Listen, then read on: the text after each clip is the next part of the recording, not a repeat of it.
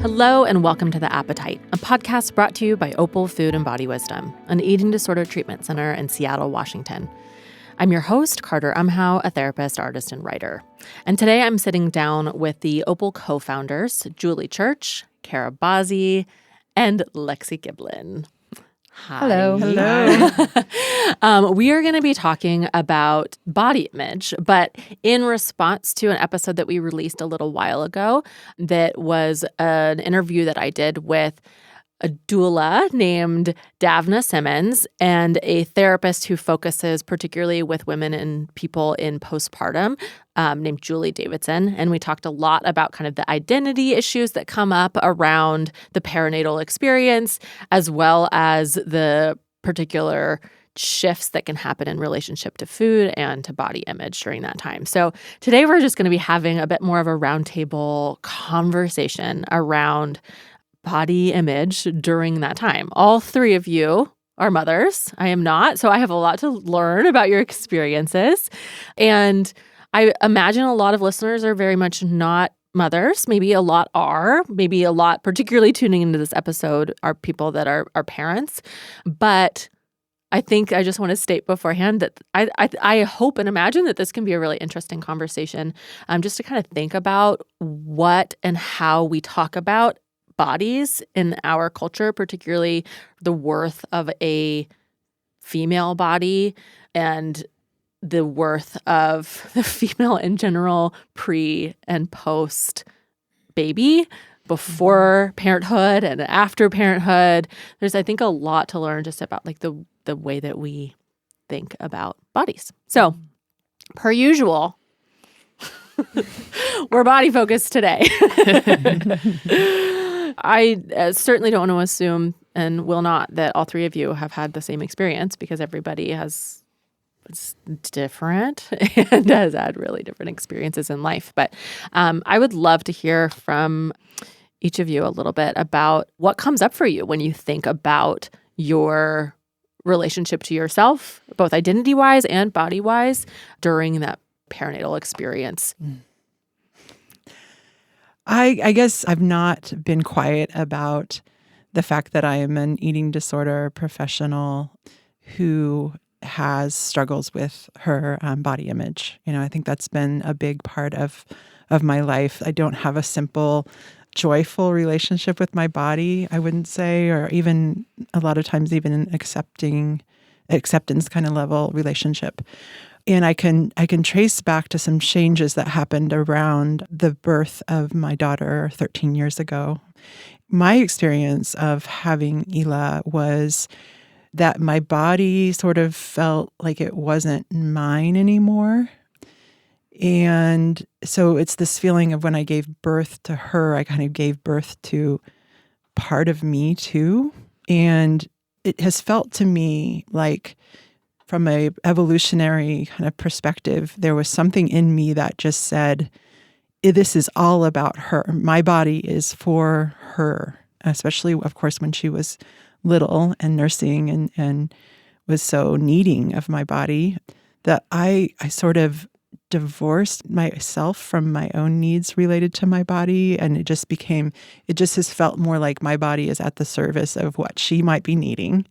And also it's felt like the other birth that has happened is the birth of Opal 8 years ago. And I feel like I just, like my own bodily needs or bodily experience feels like a lower priority than Ela. And I think I've struggled. So I remember that happening in those early days after having Ela and feeling this like distancing.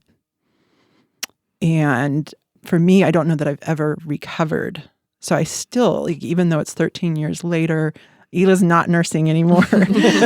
You know, she's independent, doing her own thing. I feel like I just haven't fully recovered from that kind of way of thinking. It feels sort of like being a mom is incompatible to being a full body or something. Mm-hmm. All of me feels like it's just wrapped around what she needs or is. And so I'm really struggling with that in my life. And I feel like I just haven't ever recovered back to what I was like prior to being pregnant and having Ela. I just feel like a very different person in my body now. Yeah. Yeah. And that's some of what I talked about with Julian Davina on the podcast before, about the idea of this assumption that women are supposed to go back to pre-baby, as if you could after such a massive shift in identity and way of being in the world. Yeah. Like, it sounds like that it still feels like a bit of the Wild West for you in terms of like how to integrate that and still be yourself as an individual while you're wanting to like totally embrace everything about your daughter and be there for her. Mm-hmm. Yeah, it just feels like the priority like should be other than my own body, my own body for my own needs. My storyline is that when she gets older and goes off to college, then I get my body back or something. Which I don't know if it's hard to think about myself prior to having Ela and all the things that all the ways I would experience my body, and it sort of feels incompatible with being a mom.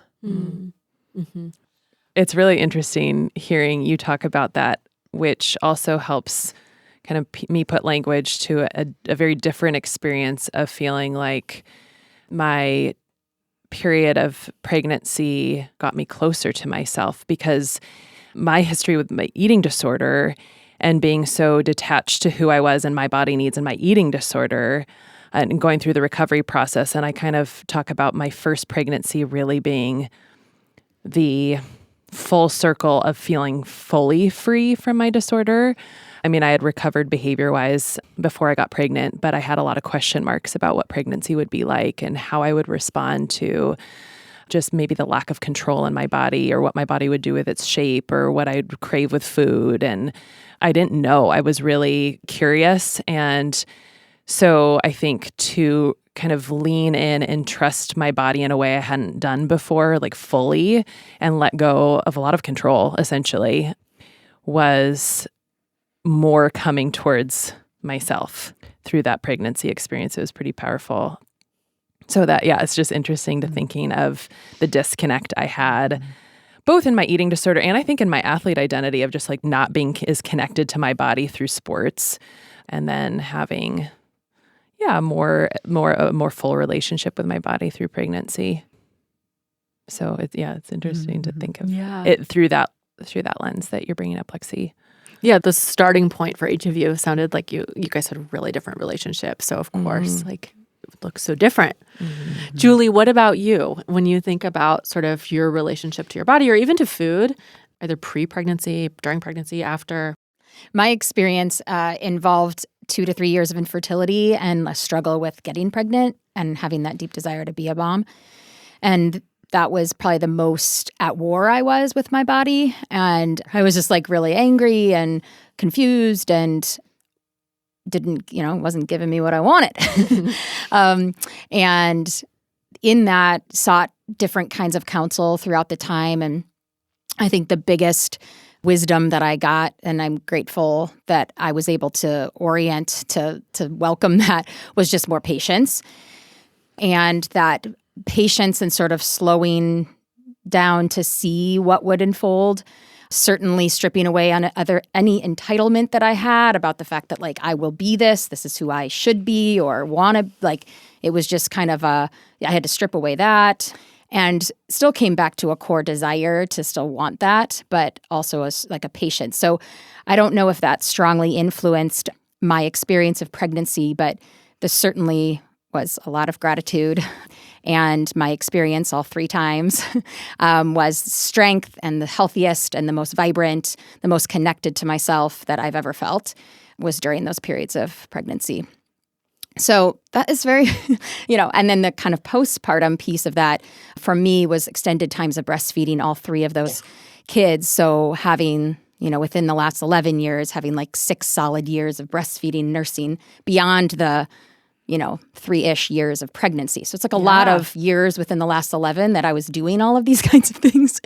And in that too, nursing is like something that I just like It allowed a natural flow of hormones and relaxation and connection and sinking in, and sort of that same patience that I talked about in the pre-pregnancy time of kind of just resting and then connection. And this, it syncs up with some personality traits too, of like caring deeply and wanting to give. And it felt very pure, like pure, simplistic meeting of a need. And that feels good for Julie. So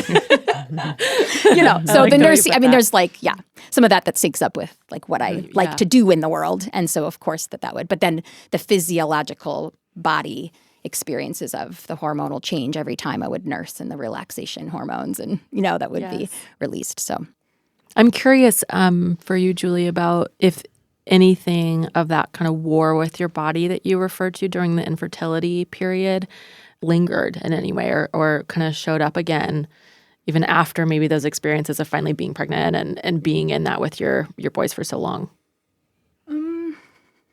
It's interesting. I think if I were to keep it sort of in this realm, my first delivery is very traumatic, and it has a really hard story to it. And my second and my third became pretty redemptive.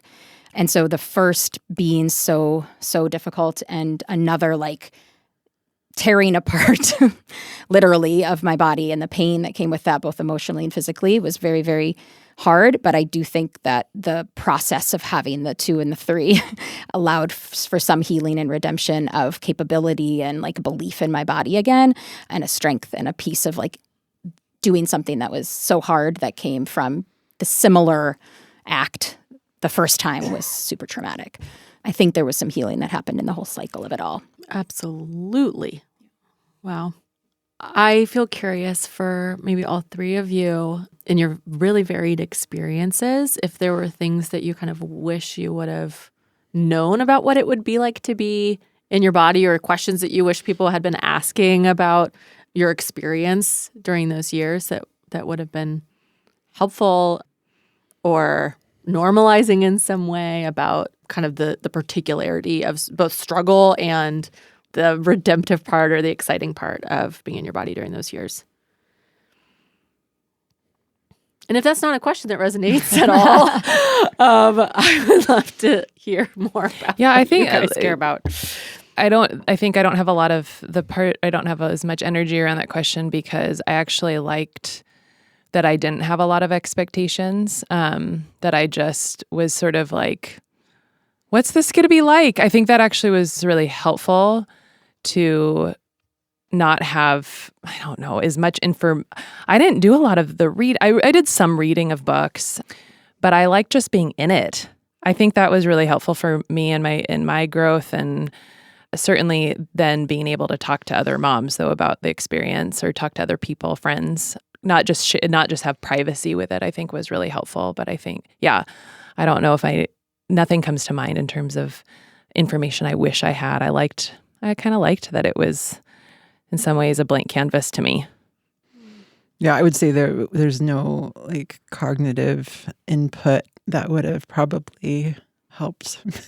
In my experience, it just feels like something you just go through and you experience emotionally that you can't really, education feels like pretty limited in its ability to impact, at least in my experience with what I went through. I guess I was just told anything goes. It could all go any way. So nothing would have surprised me really. Mm-hmm. That's how I thought about it. Mm-hmm. The only thing that comes to my mind is that postpartum, especially, and it's interesting, like I haven't asked any people lately this, but I was very curious about different people's birth stories after, because of my experience being so contrastedly different. And so then I got very into that. Like I really wanted to hear different people's birth stories. So when you asked that question, I thought, I wonder what would have happened if I would have asked prior.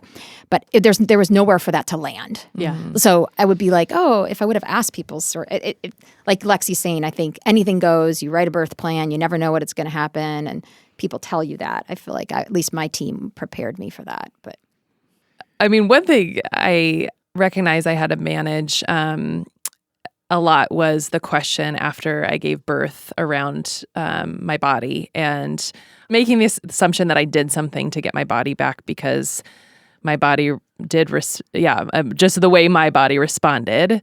People assumed that I did something to do that. So I got that question a lot.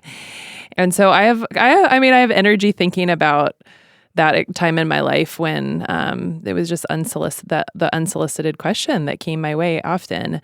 It's interesting. I guess it makes me, want to pose the question of what if we didn't approach bodies that way, and when after somebody's given birth, and just look at bodies with more curiosity and awe that everybody does something different, and rather than kind of using that as another time to perpetuate the thin ideal and assume that people are living in the thin ideal, because that question so much fell flat for me because I wasn't trying to achieve a particular body.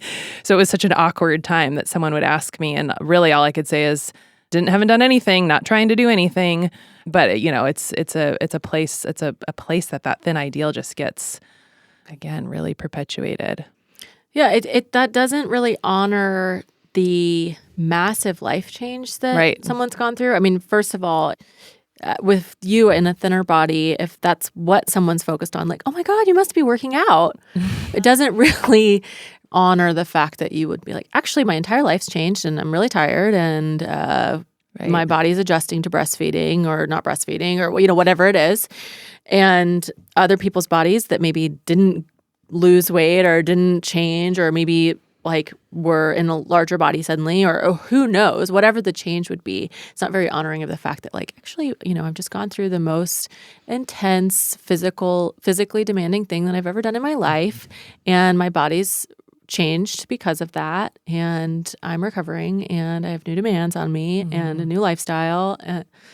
It's like the least intimate question. I mean, it just completely falls flat and made a bunch of assumptions about me that's something I'd value. So yeah, I think if we approach people with that question, it is making some assumptions that aren't fair to make. So maybe that's an invitation for listeners to consider before asking that question. I think it can be a really automatic question culturally, but wow, I mean, just to have that pause and consider not asking it and asking another one. That's maybe a little bit more of an opener. Mm-hmm. Because we all do. Yeah, it's a time too, I think, after we've had babies that we are a little bit more isolated. We're with an infant a lot of the day, right? So to have engagement with other adults, I know that was I appreciated that. So there's a lot more things I would have liked to have talked about than what my body looked like. Yeah. Yeah.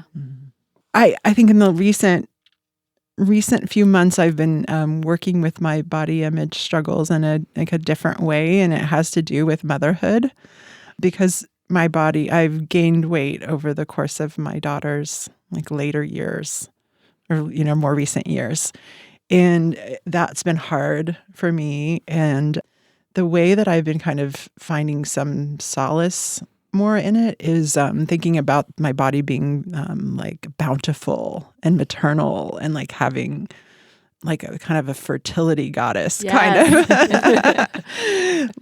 because I feel like my body is really it's more curvy, and that kind of to me equates to more of this bountiful motherhood. Something about that can kind of bring me some kind of peace or centeredness around all of it. Mm-hmm. Mm-hmm. It's like an archetype that you get to live into. Yeah, and it feels sort of like my body is more similar to my mom's body. And so something about my body being similar to my mom's body equates with this lineage thing. But then that lineage thing is very hard for me. And so it just is a huge source of struggle for me. Mm-hmm. Yeah, it introduces new parts of identity to balance or to make sense of in terms of the way that your body presents.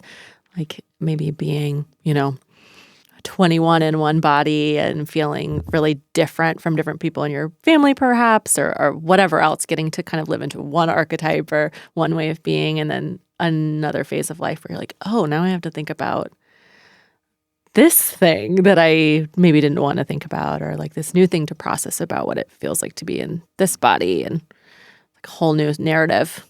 Yeah. how that layers with aging too, right? Like what that does in terms of our thoughts about ourselves and Yeah. as we age too. Mm-hmm. Yeah, it kind of comes along with this body of wisdom, Yeah. I like that. maternal body of wisdom. I feel like with the aging layered on. Mm-hmm. I know this is different, but I relate to that in terms of my hair graying. I feel like it grayed quickly over some really stressful years. And I'm like, I didn't choose that. Like, I didn't want my hair to be gray. I wasn't ready. I wanted my brown hair still. But then like having to adjust, like, what does that look like? And what is the meaning making? And how much choice do I have over that? And how much should there be some acceptance? And sort of catapulting me into a new way of thinking about how I present.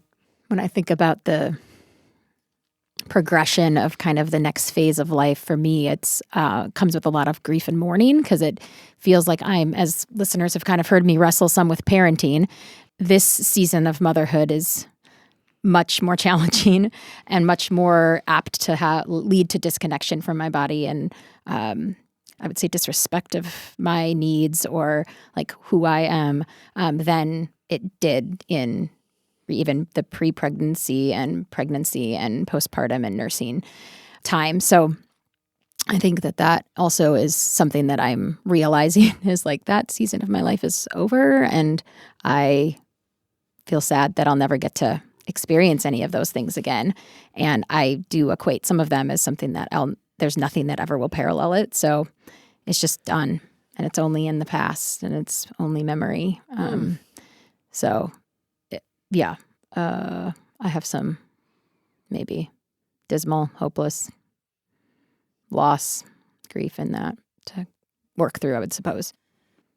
Wow, we all have such different experiences. It's like, it's really to have these type of conversations where we're all in this. It's just, we all have very different experiences. Yes. And it's really neat in a lot of ways too, of just. It's really neat. It's really beautiful. Yeah. And I think it also is an interesting thing to just notice that even like in crafting an episode topic, which is what we do on the podcast, we think about how we can talk about something and kind of lay out a path forward. And this feels like, 3 different rivers, right, parallel to one another, not even necessarily feeding into the same place. Totally. Like, maybe, but that's just a striking thing. I was thinking of like patches being patched together. Yes. Yeah. And I think I hope the messiness of that, or the sort of like disparate experiences in that, I hope can be an invitation for others to just think about the particularity of their own experience that maybe they have had or would desire to have or could anticipate having, or maybe don't want to have at all, or, if you've gotten this far and you're not even interested in this topic, like, great. But I think that it just introduces the fact that everyone's going to have a really different story. Yeah. And that is the normal. Yep. The normal should be the variety. And you two, Kara and Lexi, you both have spoken to the fact that there wasn't much of an expectation that you guys had that it should look a particular way and whatever was going to happen was going to happen. But I don't hear anyone saying that in my generation. I think that the expectations are pretty clear. Maybe that's because of Instagram. Like, this is what it's going to look like. So I find it refreshing to hear that you all are like, I don't know. It's great. Like, I didn't know. And so I just like what happened, what happened. So for all those listeners out there that have been kind of mulling over these 3 really varied experiences, I hope that's an invitation. And if, as always, if you guys want to reach out with more questions for us, or you want to share a little bit of your own experience, you can reach out to us on social media, on Instagram at Opal Food and Body, or on Facebook. If you want to learn more about our programming or our community events, visit opalfoodandbody.com. Make sure you're subscribed to The Appetite so you're up to date on all of our new releases, and leave a comment and a review on your preferred podcast app so that others interested in content like this will be able to more easily find us. Thank you to Jack Strahl Cultural Center for sound engineering, to Aaron Davidson for The Appetite's original music, and to Hans Anderson for editing. Join us next time. Bye.